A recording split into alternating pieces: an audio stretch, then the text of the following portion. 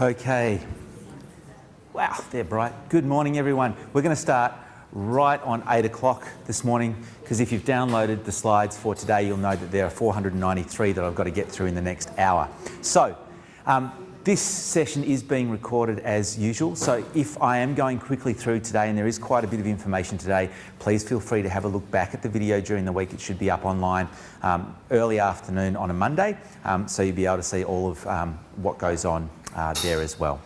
So, thank you very much to Lucy for last week's lecture when I was in the States. Hopefully you now have a much clearer understanding of a couple of different learning theories. I'm going to quickly recap on some of those, but then launch into some new stuff for you today.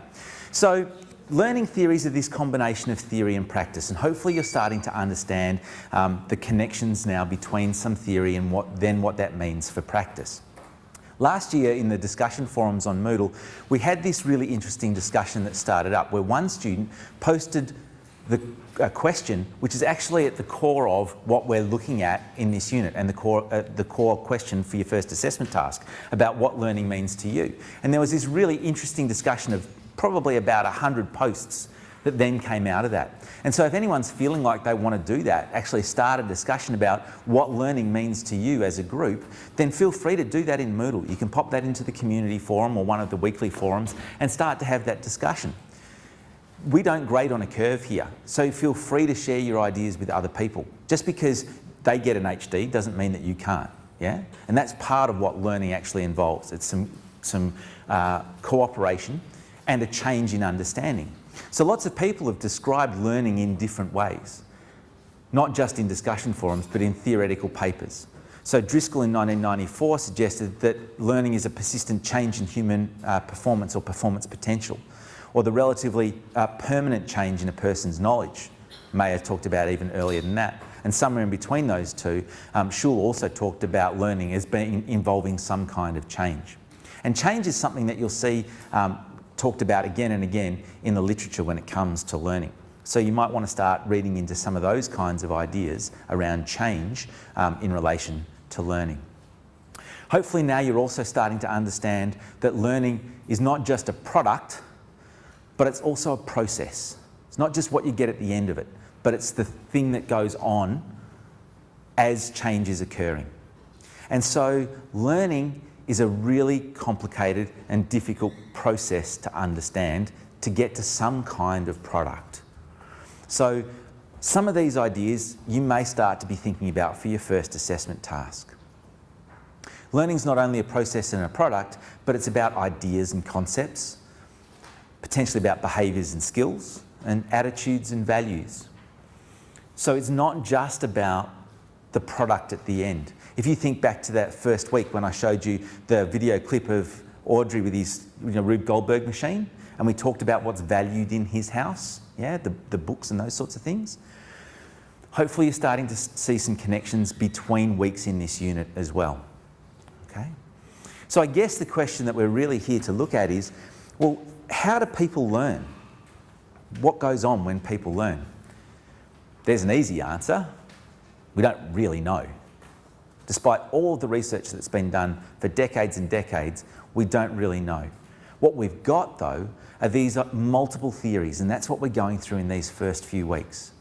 Just a snapshot, a glimpse of lots of different theories that give us some kind of answer from lots of different perspectives. They all might be partly correct at the same time. That's what makes this kind of work really complicated, because you can have multiple right ways of teaching a group of people at the same time. They all learn differently. These all stem from different parts of academia, from psychology, from philosophy, from sociology, anthropology. All sorts of different areas have contributed to the way that we understand learning to take place. It's messy and it's difficult. And if you're finding that when you're trying to write your first assessment task, then it probably means you're on the right track. If it's really simple and really easy, it might be a little bit too superficial. It might be too easy, yeah? So it's okay to find this stuff difficult. It's okay to find this stuff hard. Has anyone sort of had a thing where they go, oh, I kind of think actually, no, I don't understand that at all. Yeah? Right, that's normal.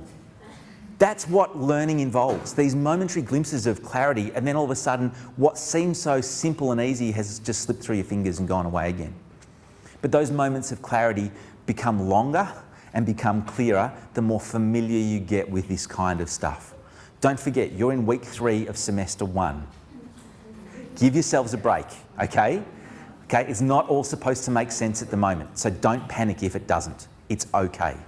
It will become clear.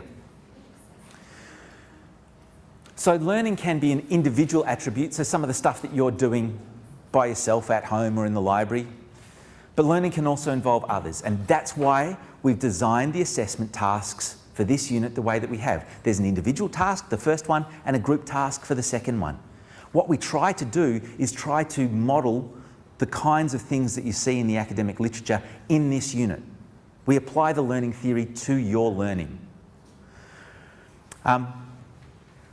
Learning, most importantly, takes place over time. As I said, give yourselves a break. You're in week 3 of semester 1. It will become clearer over time. So no one single theory can explain the different ways we learn. That's why you're being asked to compare and contrast a couple of different learning theories. Provides an overview for broader reading, and some of the broader reading that you've been doing, hopefully, or you're about to get stuck into at least, are these ideas of behaviourist views of learning. So some of the stuff that Lucy was talking about last week, and she did a fantastic job looking at some of the key characteristics and components of behaviourist views of learning. Okay, remember the video she showed you of Pavlov's dog, the actual thing, yeah? So you can start to find all sorts of resources online to support your reading of these kinds of theories.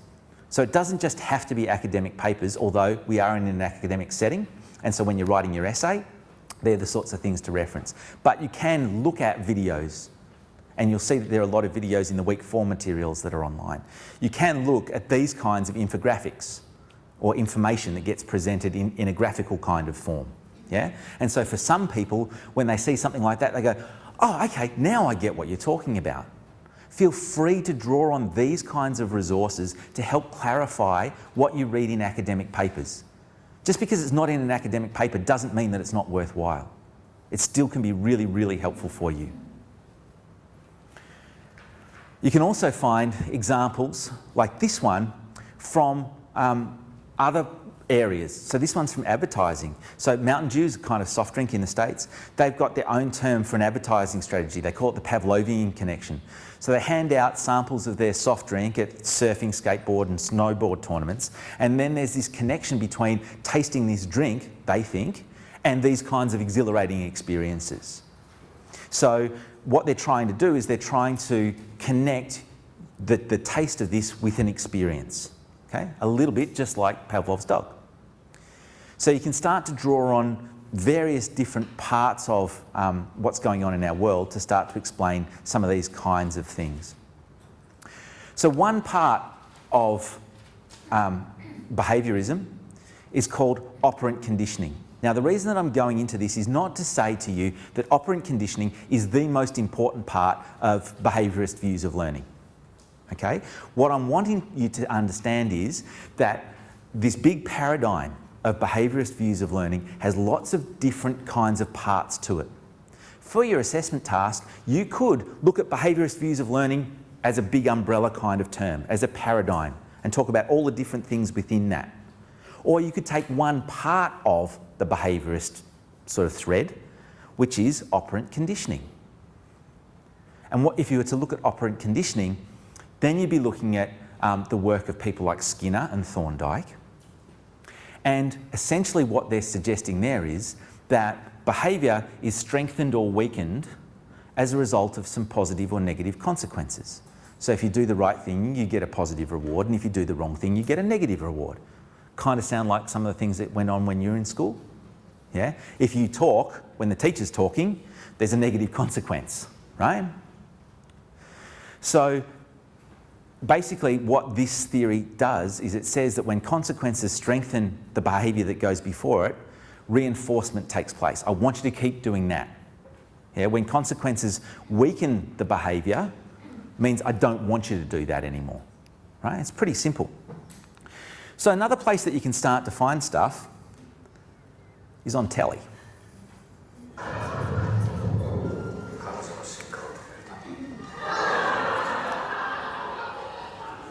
What's this cartoon called again? Oshikuru Demon Samurai. It's not a cartoon, it's anime. Anime. You know, I knew a girl in high school named Anime. Anime Fletcher. She was born with one nostril. And she had this bad nose job. Basically, popped up with three.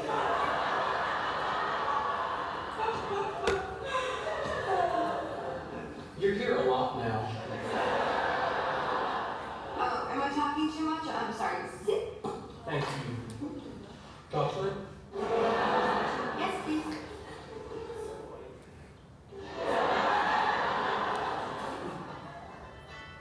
Oh. Hey, Kim. Yeah. You know what? Hold on. Let me take this in the palm.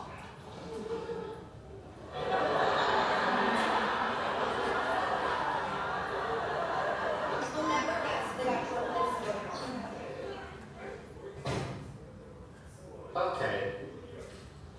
I know what you're doing. Really? Yes. You're using chocolates as positive reinforcement for what you consider correct behavior.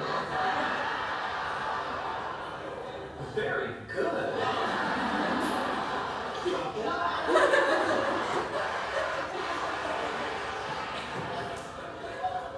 Sheldon, you can't train my girlfriend like a lab rat.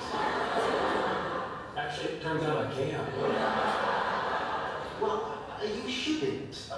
There's just no pleasing you as the limit. You weren't happy with my previous approach to dealing with her, so I decided to employ awkward conditioning techniques. Building on horse of Thorndike and B.F. Skinner. Yet by this time next week, I believe I can have her jumping out of a pool balancing a beach ball on her nose. No. This has to stop now. I'm not suggesting we really make her jump out of a pool. I thought the bazinga was implied. We're just tweaking her personality. You're sanding off the rough edges, if you will. No, you're not sanding Penny.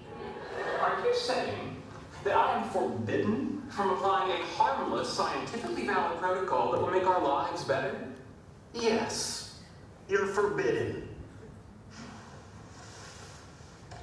Bat Leonard.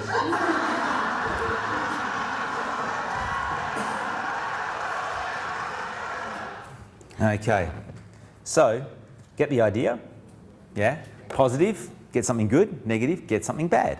That's the whole idea of operant conditioning. That's a learning theory. That's the way that we get people to learn how to do stuff. Simple. So that would be one kind of space that you could work in if you wanted to start to look at behaviourist views of learning, the way that learning actually takes place. But it's not the only kind of learning paradigm or learning theory. So after that really brief kind of quick recap on some of the stuff that Lucy was talking about last week, I want to move into a different space, a different way that people have started to explain how learning occurs. And this is the cognitivist paradigm.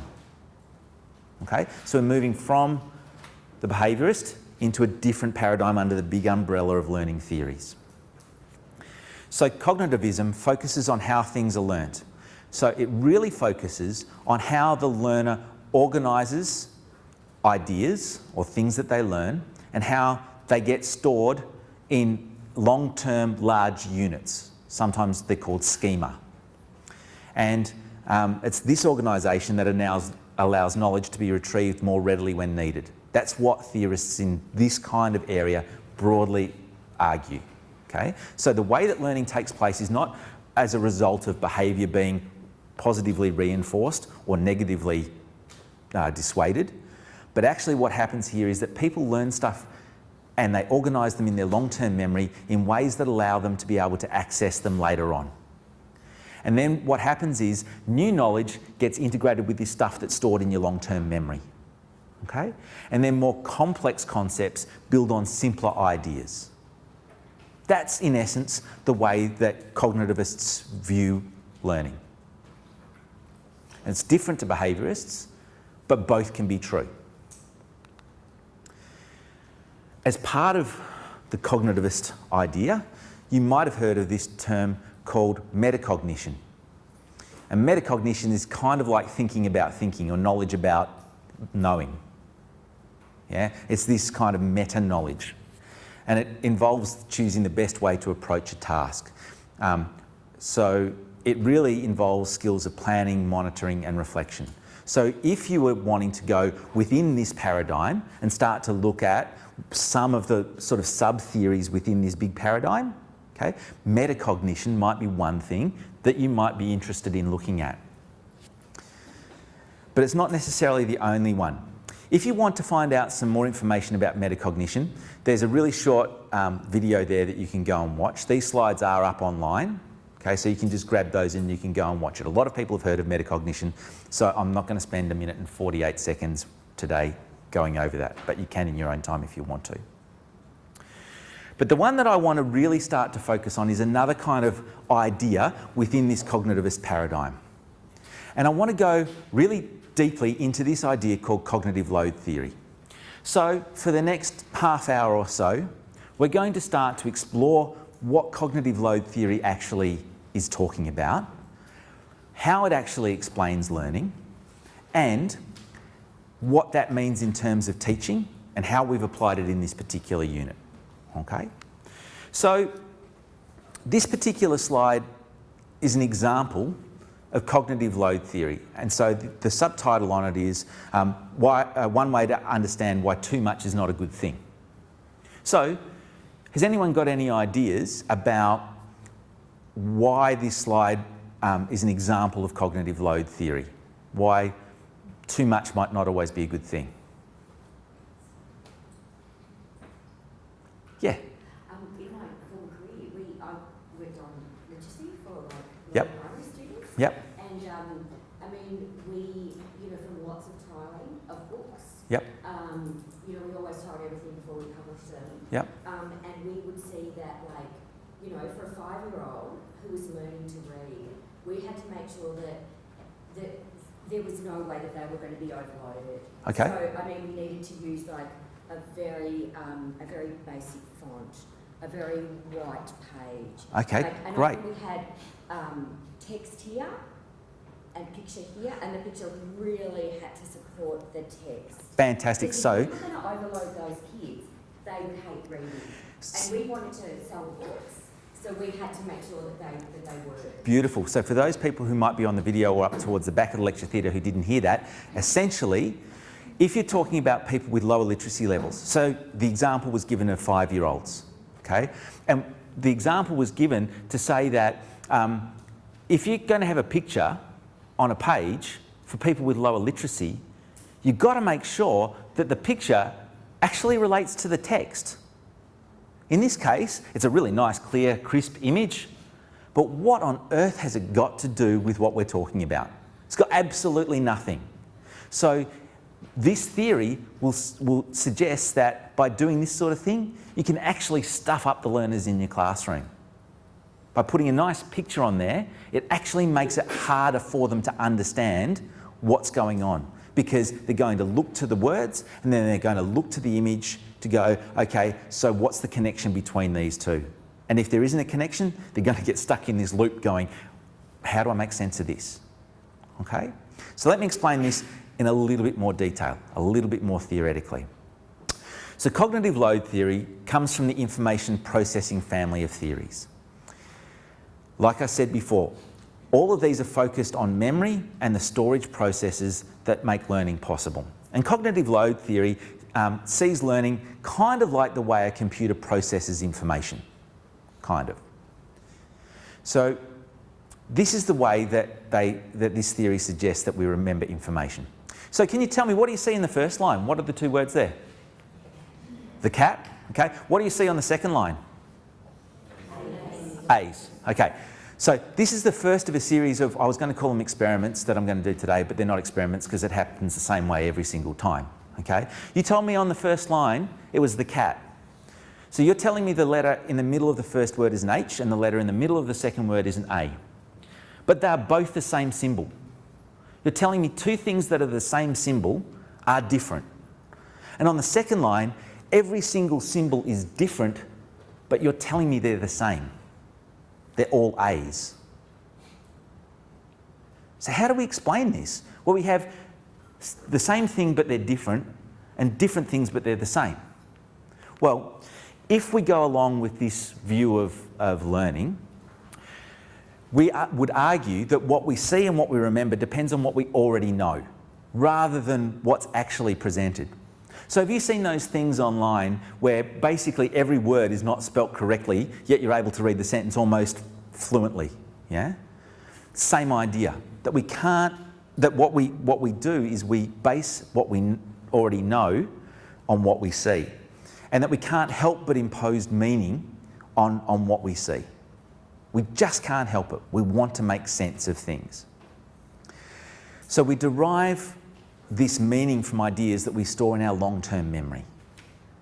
So we've known for years and years and years that all of these things can be the letter A. And we just look at it like that and we know straight away. We don't have to look at each one, and it just happens automatically. That's what this theory suggests. Okay, so now what I'm going to need are 2 volunteers. Can 2 volunteers put their hands up for me, please? This is painless, I promise you. Well, I won't inject you with anything. 1, 2, fantastic. Come down the front here for me. Big round of applause for our volunteers. Okay. So your name is? Emily. Emily, and? My name is Kangzo. Kangzo. Okay, Emily and Kangzo. All right, so which one of you two do you think's got the better memory? Emily, you do. Fantastic. So what I'm going to do is I'm going to give you a bit of paper. And again, this is an experiment, except I already know what the answer is going to be. Kangzo, what I'm going to need you to do in just a moment is leave the room. Because what I'm going to do is I'm going to show Emily a list of items. They come in columns and in rows. And I'm going to give Emily 30 seconds without writing anything down to memorise that list of items, and then she's going to try and write them down in order, in their columns and in their rows. Do you understand what we're going to be doing? Everyone, yeah? You understand? Okay. So then when you're writing that down after your 30 seconds, Emily, I'm going to come out and I'm going to get you back in, and I'm going to show you a list, and I'm going to give you 30 seconds to do the same process. Make sense? Walk this. This is like the, what's that show? Family Feud. He's going off to the booth. Okay, no peeking. Yep. I'm going to be watching. All right. Okay, so you ready? So no writing anything down yet. Okay. So you can look there or you can look there, whichever one you want. You ready? Mm-hmm. Set, go.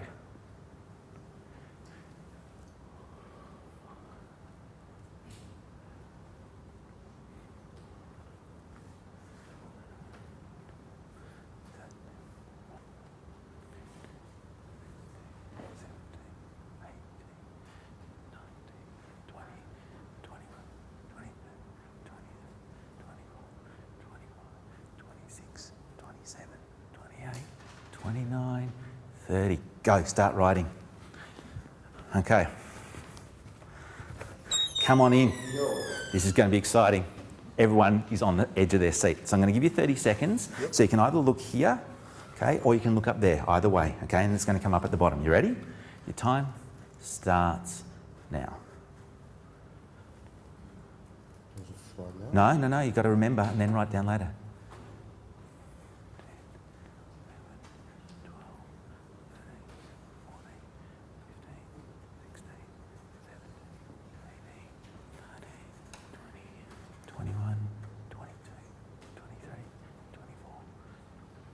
26, 27, 28, 29, 30. Go, start writing. Okay, how would you have gone if I asked you to come down? Okay, so Emily, how confident are you feeling? 98%. 98%. Okay, so so you've got 1, 2, 3, 4, 5, 6, 7, 8, 9, 10, 11. So how are you doing? You've got 1, 2, 3, 4. Yeah. Okay. Have we got any more, or is that going to kind of be it? It's a bit fuzzy now. A bit fuzzy now. Okay, that's all right. Because what I'm going to do is I'm going to show you each other's list. Alrighty. Ready? Yep. Which one do you reckon got the most of them right? Emily. Okay. Nothing about you. No. Would have been the same if I got anybody else down. Have a look at the lists. So why is the first one easier than the second one? it's chunked together in some sort of category, yeah? So we've got fruit, we've got something to make a sandwich, we've got bathroom stuff, and we've got stationery, yeah? So in the second list, we don't have those chunks, we don't have those groups, and that is why, my friend, it was much harder for you. Yeah, it's heartbreaking. Thank you both very much for your time. Round of applause. Thank you both. Well done. And as I said, this could have been any one of you. And every year that I do this, it works out exactly the same. And the reason that it works out this way is because of this learning theory. That if we put things together in chunks, then it makes it easier to remember because we can draw on our long-term memory. We can draw on things that we know in the past, and we can make some kind of overarching idea that connects all these things together. And that makes it easier to draw them out. Start to give you some ideas about when you're going to teach things, about what you might do. Okay. All right, I'm going to give everybody 2 seconds to memorise a series of letters and spaces. Okay? You ready? Watching? Go. 1, 2. How'd you go? Okay, I'll do it again, but it's exactly the same letters and spaces, just in a different order. I'm going to give you 2 seconds again. Ready? 1, 2. How'd you go? Right. They're exactly the same. The spaces just appear in different parts. And the reason that it's easier to remember the second one as opposed to the first one is that it connects with stuff that we've seen before. It connects with things that are stored in our long-term memory, according to this learning theory. So if things connect to information that we've already processed and that we've already attended to and that we've already filed away carefully in this computer system that we've got in the back of our head somewhere, then it makes it easier to remember it. Question? Why was it a 2-second test? Say maybe 5 or 10 seconds. Okay, so why was it a 2-second test? Because I'm running out of time today. It could have been a 5-second test, okay? The idea still holds true, right? That it's much easier to remember the second one than the first one because it connects with things that we've already seen. Good question, though. So when we start to see new information, it becomes an integral part of our overall knowledge that we hold in our long-term memory, and that we then see something similar in the future and we go, what's that like? What's that similar to something that I've seen before? And so if we start to try to develop a model of the way that human memory works, again, according to this cognitive theory, cognitive load theory, what we get up the top is this idea that we have sensory memory that we use to perceive incoming information. So we've got sight and sound and smell and touch and all these different kinds of things. But usually, not always, but often in a lot of school classrooms or formal education settings, we get information either visually or auditory. Yeah? Usually we hear something or we see something. Sometimes we touch it, but generally, if we just say we've got these 2 different paths where information comes in, visually or through audio. They then, according to this theory, move into this working memory idea. So they come in and we start to go, okay, what does this mean? What does this visual information mean? Or what does this auditory information that I'm receiving mean? And we actually, according to this theory, have separate processes for trying to make sense of visual information or audio. So we've got these 2 different things that are going on. And we have limited amounts of processing power. Again, if we're starting to talk like computer sort of stuff, we've got limited amounts of processing power for the visual stuff or for the auditory stuff. And so usually, most theories say that we can probably attend to no more than about 9 different elements coming in at any one time. Once it gets beyond 9, it gets really hard for us to process that. But if it's less than 9, 3, 4 different things coming in at once, that's cool. We can process those and we start to then make connections between what we're seeing or hearing and with what we've done in the past. And then we start to file it away in that kind of hierarchical network, folders and subfolders like you might have on a computer, the way that you do that. That's the way that this theoretical idea works. And so what we end up with is an information processing model of cognition, where something's been learned when it's been encoded into long-term memory and we can recall it on demand. So if you were coming from a cognitivist paradigm, and in particular from cognitive load theory, what learning means to you is that. Simple.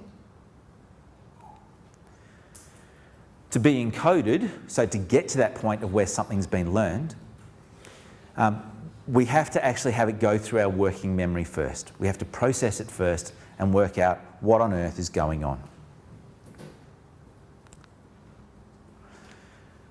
And this theory suggests, and from the studies that have been done according to this theoretical idea, optimum learning occurs when the load on working memory, so that bit sort of in the middle of that process, is kept to a minimum. So if we don't overload that working memory kind of idea, we're much better off at being able to find the right place in our long-term memory to put this new information. We're able to make connections between this new information and what's come before it. So the whole idea there is, if we want to optimize learning, reduce the load on working memory. That's the whole idea of cognitive load theory. So when you say that jumbled words, if instead of 2 seconds, Yep. you would have 20 seconds, could we have remembered better? It would have been easier for you if you had, with those jumbled words, a longer amount of time to look at it, absolutely. But because it didn't make connections with your long-term memory, that's why you needed the longer period of time, okay? So the idea of cognitive load is it's the amount of mental activity imposed on working memory at any one point in time. So, if that's the case, there are two major things that impact or contribute to cognitive load, this impact on our working memory. The first one are the number of things that you need to remember or pay attention to. And the second thing that contributes to cognitive load is the complexity of the relationships between the elements. So I'll show you what I mean by this. And don't forget, these slides are online. So if you missed stuff, and the video is as well, if you missed stuff, please feel free to go back and have a look. So if we're talking about the number of elements, if I asked you to memorise those, statement 1, it'd be pretty easy. You just go, okay, it's 9 and 2. You can remember that pretty easily. When we get to statement 4, though, it's a little bit harder. So what we could say is that statement 1 has a cognitive load of 2 because it's got 2 elements in it. Statement 2 has a cognitive load of 4 because it's got 4 digits in it that you need to remember, all the way down to statement 4 that has 16 in it. Now, I'm not suggesting, and this theory isn't suggesting, that it's twice as hard to remember statement 2 as it is to remember statement 1. It's not saying that there's actually a connection between the difficulty and the number of elements, like it's twice as hard, but what it's saying is the more elements that you have, the greater the cognitive load. And it's kind of like the straw that broke the camel's back. There gets to a tipping point where all of a sudden it's just really hard to remember these. Because the difference between remembering 2 and 4 is not twice as hard. We're not suggesting that, okay? So a lot of research says that working memory has a threshold of somewhere between 4 and 10 elements.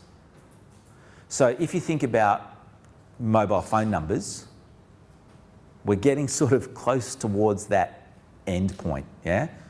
That we can remember a mobile phone number, but it's kind of getting reasonably hard because it's getting close towards that, 9 or 8, 9, 10 kind of number, where we can do it, but it's difficult. It's like that jumble of words before. I could get you to do that, but because there were lots of different letters and spaces, it gets harder. And the longer that sequence is, the longer the number of elements, the more time I need to look at it to be able to learn it.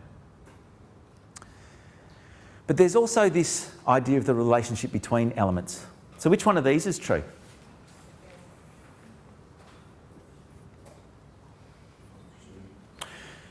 So, is anyone having a bit of difficulty with this?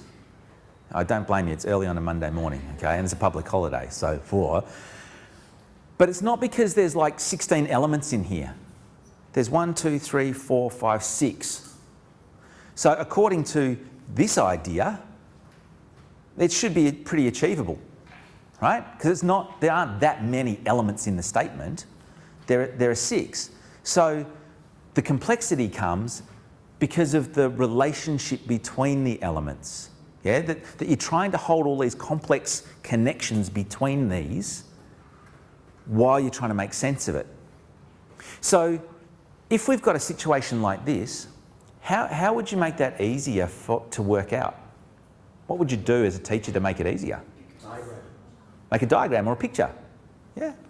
So if you were to do something like this, it makes it easy, right? Because what you're doing is you're reducing the load on your working memory. You don't have to hold all of the connections between all of these things at the same time. You're going, okay, I can see that that to that makes sense. Now I can forget about that. Now I can see that that to that makes sense, and I can forget about those two, and so on. So that is how this learning theory kind of works. Does that make sense to everybody? Yeah. So that leads us to this idea that we have 2 things that we need to pay attention to. Sometimes we have this thing called intrinsic cognitive load. And the load on our working memory, the cognitive load, increases just when the stuff is difficult to learn. And sometimes there are things that, for an individual, they're just difficult to learn. And there's not a lot that we can actually do about that. When the material to learn is difficult, it's just going to take time, a little bit like this unit. Yeah? That it's messy and it's complicated and it takes time. But sometimes, so we can't actually reduce that kind of cognitive load through really good instructional design, by actually designing our instruction really thoughtfully and carefully. We can have extraneous cognitive load when the material is poorly presented. So if, for example, we had that picture with the mouse and we actually don't have a connection between the picture and the text, that's what we're calling extraneous cognitive load. It's not got anything to do with me as a learner, it's got to do with the way that the material is being presented. So there are these 2 things that can go on. As teachers, as educators, we have control over the way that the material is presented. We have control over this idea of extraneous cognitive load. So we actually have the opportunity to design the lessons and the materials that we present to students in a way that can make it easier for them to understand. And so that's what we've been trying to do in this particular unit. Do you remember 2 weeks ago when I stood up here and I said in the first week, I'm not giving you any readings in the first week because there's so much other stuff that you need to be attending to, you need to be paying attention to. There are all these acronyms, these places that you've got to get to, these different names, these different units, all this kind of stuff. There's enough going on in your first week that if we present more material on top of that, we are just adding to that extraneous cognitive load. We are actually making it harder for you to learn this stuff.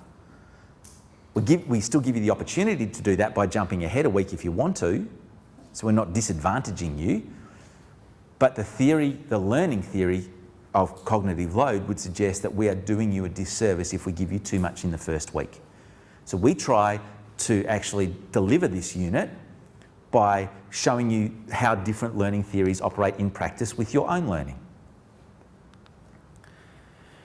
So if we start to have a look at some of, I've called it here the effects, I don't know if they're really effects, but the results of cognitive load theory. These are things that, and this is where the crossover to 4121 comes in, because now we're starting to talk about what happens if this learning theory is true, what happens for teaching as a result of that, okay?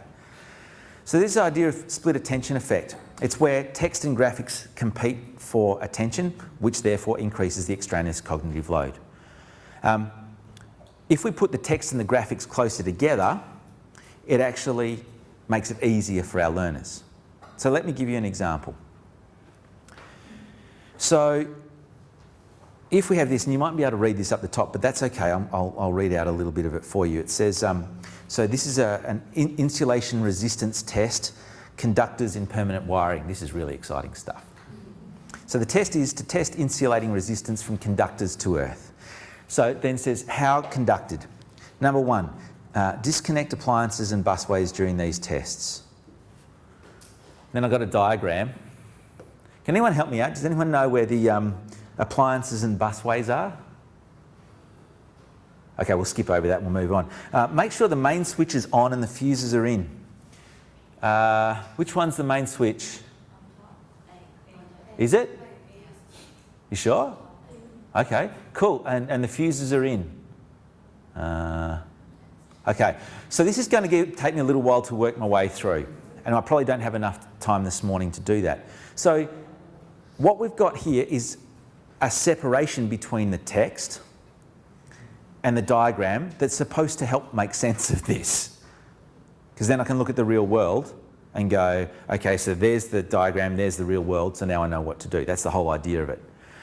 So this idea of split attention means that I have to go from the text to the diagram and go, how does this make sense?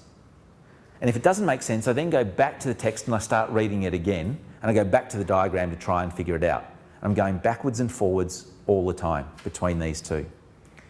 So that adds to the number of things that I've got to keep in my working memory at any one time. I've got to keep the text in my head, and then I've got to try to work out the relationship between the text and the diagram. It adds to the cognitive load. It makes it harder to remember. How would you design this in a better way? Yeah? I was just going to say, I mean, even the way you've got the text on the right-hand side, Yeah. I mean, we're taught to start reading from the left. Right. So in Western culture, for those people who are watching the video, we're taught to read left to right. So you're already going over. So you're already going to the far side rather than the diagram. So you're starting at, so it's a bit confusing. How else would you design this to make it better? You might put the text on the left. What's another way that you might make this more On the text itself, you would put the text on the diagram? Something like this, right? So again, you mightn't be able to read it really easily, but what you've got are numbers next to them, and the text is next to the part of the diagram that you need to pay attention to. So you don't have to be going backwards and forwards between these two all the time to try to figure out what on earth am I supposed to be doing. That the connections are made really clear and simple. Okay, that's harder to do in this particular unit, because we want you to explore whatever learning theories are relevant to you. We can't say read this first, read this second, read that third, because not all learning theories are going to be of similar interest to everybody in the group. We do give you a suggested plan of attack, right? So that we're not just leaving you out there to just do things on your own. You do have advice if you want to, but we're not forcing you to, okay? So the implications of this theory are that excessively high levels of cognitive load can result directly from the materials that you present to your students. If you don't think really carefully, for example, about the relationship between text and graphics, then you can make it really, really hard for your learners, particularly those who might have English as a second language or other lower literacy kinds of levels. It can make it really hard. Another implication, therefore, is we can think about redesigning a lot of materials to reduce the levels of extraneous cognitive load, and therefore we can enhance learning. So, in particular, if you've got things that have complex information, we can think about redesigning them in ways that actually make it a lot easier for our learners. So, I want you to think about teaching in contemporary classrooms. Early childhood, primary, secondary, it doesn't matter, okay? And I want you to think about the use of digital technologies in classrooms, because a lot of places now have kids working on digital devices, even in early childhood. So have you ever just tried to read an article on the internet and given up because it's just too hard to read, or you've gone and printed it out because it's just a bit easier? And hopefully now you know why some clip art can actually make learning a lot harder. But if we actually think about redesigning some materials, either digitally or print materials, it kind of works the same. Design is a good idea, okay? So thinking about design And again, we can, just to reinforce what we've been talking about, the idea with images is that strong readers begin by looking at the picture and then they start reading. And research shows, using eye tracking devices, they actually look at where strong readers actually look on a page, and they know that strong readers rarely go back to look at the picture again. So what they're doing is they're using the picture to make a schema, to give them an understanding of what this text is going to be about. And that idea, that schema, just helps guide their reading.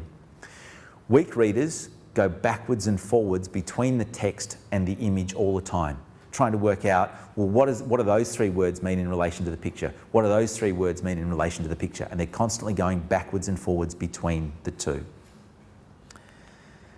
So, what we can do if we want to is go back to the idea of chunking, like the lists that I had at the beginning, earlier on, when we had our fantastic volunteers come down. If we actually chunk things, if we put things like there is on the right, we've got exactly the same text on the left and the right, but actually having things in blocks, we've actually done a lot of that chunking for the reader.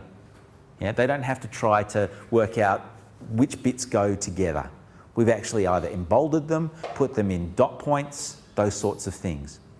The design, based on cognitive load theory, can help make learning easier or harder. So, the way that we chunk information can be done through this idea called semantic chunking. So a semantic chunk can be like a paragraph or a sentence or a phrase or words that are linked together in some graphical form. And it includes the way graphics and text interact in order to facilitate meaning making. One of the things about chunking things, research has shown, is that we need to think about having white space. Now, white space doesn't have to be white. It's just space where there isn't actually text. Yeah? So it could be black or whatever. But what this theory says is, if you try to put too much stuff onto a screen, onto a page, whatever it happens to be, you make it hard for your learners. That about 25% of any page that you give somebody should be blank. So you can think of white space like kind of like thinking space. Yeah? It just doesn't clutter everything up. I remember when I first started teaching, and they brought in photocopies into the school, and in our school we had a thing where we had a print limit, yeah, as teachers, and so I wanted to get lots of information out to my students. So I was really, really excited the day that I found that you could actually double-side things, yeah, because it meant that it was one copy, but I got twice as much information onto the page. And then because I was sort of a bit nerdy and I started playing around with the photocopier a bit, I found that you could actually fit 4 A4 pages onto one side of like an A4 page, right? It reduced them down by a quarter. So I could actually fit 8 pages onto one A4 page. And I thought, how good's this? I'm giving the kids all this information.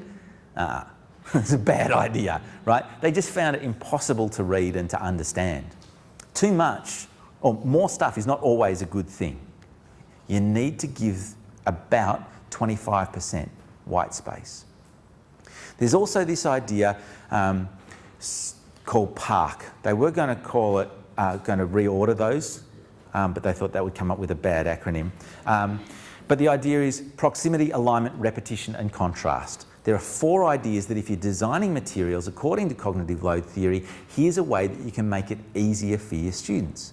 So proximity means how close is something to something else? How close is the picture to the text? Like that one we saw before. Sometimes, usually, the closer they are together, the easier it is to make meaning. That's the idea of proximity. Alignment, this is stuff you guys already know. So alignment here is, so see how we've got 4 bullet points here? And they're all in a line? What does that actually mean about the importance of each of those bullet points, those words? They're the same. Right? If one of those was a little bit further over to the right, what would it mean about the one that was over to the right? It's a subset, or it's less important, or something like that. So there's meaning that we draw on from our past experience, cognitive load theory, that can apply to the way that we design materials. It's the same for a PowerPoint slide as it is for an overhead transparency, as it is for a worksheet, whatever. It works the same. Repetition is okay, good example of repetition. You know, if you go to a web page on the internet or a website, and there are a series of web pages for that website, the navigation, if it's designed well, will always appear in the same place. Yeah, it's repeated in the same place, so you know where to go look for it each time. It doesn't go from the side on one page to the top on another page to the bottom on another page. The repetition actually makes it easier to know where to look for information. So if you're designing a workbook, for example, and there are questions and you want students to know that these are questions they need to answer, then you might actually repeat using a colour for the heading. So that every time they see a red heading, they know that they're questions that they need to answer, for example. And that is also contrast. Okay? That's the difference between one colour and another. It makes meaning. So there are some ideas about ways in which cognitive load theory helps explain some kinds of meaning, some kind of meaning making, some kind of learning. I don't expect you or even want you to agree with everything that I've presented today. I'm just presenting what the literature says. It's up to you to decide which bits of this or not you want to take on board. You might go back to Sheldon and Leonard sitting on the couch and go, actually, you know what, behaviourism, I can see how that can actually work for certain things in my classroom.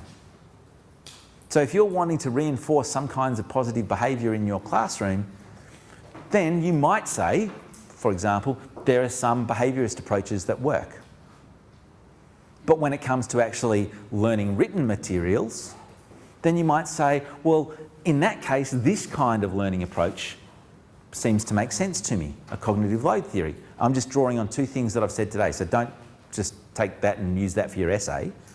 But that's an example of where you might compare and contrast two learning theories and say, well, in this sort of circumstance, I can see how this kind of an approach might inform the kinds of ways in which I interact with young people. But then in this kind of circumstance where it's different, then this sort of thing seems to resonate and make some kind of sense. So learning, therefore, is this complex, multifaceted thing that requires me as an educator to be aware of these different ideas in classrooms. Yeah? That's just one way that you could do it. I'm not saying it's the only way or even the best way. It's just one example. Does that help clarify things a little bit in terms of your first assessment task? Okay. So, last couple of things. So this week in your workshops, you will be being asked next week to bring in a draft of your assignment. Okay? And what you'll be being asked to do in those workshops next week is to make some evaluative judgments about previous assessment tasks that have gone on. How good, bad or indifferent do you think they are and why? And then, once you've become a little bit more aware of the kinds of writing that's gone before in previous years, you'll then be asked to share your writing with somebody else in your workshop group. So you get some feedback from them, you get to see their work, and it's a process of working collaboratively, of getting some peer feedback on your writing. Okay? As I said before, we do not grade on a curve. We don't have to have 12% or I don't know, whatever, of people getting an HD and 12% of people fail. If every single person of the 840 in here deserved to get an HD, everybody gets an HD, right? So there's no disadvantage in providing quality feedback to somebody else in your workshop group. You are not disadvantaging yourself by giving away some great ideas that you might have. Equally, you get, hopefully, some fantastic ideas from the other people in your workshop group too. As a first reader, what are their impressions of what you're writing? Is it clear? Is it easy for them to understand? Bearing in mind that the person who's going to be reading your work probably hasn't done the exact same in-depth reading that you've done for your assessment task. So are there taken for granted assumptions in the way that you've structured your writing that actually make it hard for your reader to understand what's going on? That's the idea behind what's going to be happening, not this week, but in next week's workshops. So for everybody, if you haven't started your writing yet, I'd strongly suggest that you start to actually put pen to paper. That is the hardest bit. I promise you, that will be the hardest bit. Until you actually put pen to paper or fingers to keyboard, it's relatively okay. It's sort of all nebulous and in your head. As soon as you have to commit it onto paper, it's harder. But just start writing. It doesn't have to be perfect. Just get some ideas out there and then you can start editing them. That's the easiest way to go. So don't try to make that first sentence perfect because it won't be ever and you'll never get past that first sentence, okay? So just start writing and just let it come. Thank you all for coming along this morning, and if you've got any questions, please feel free to come down and have a chat. I'll just turn these lights up.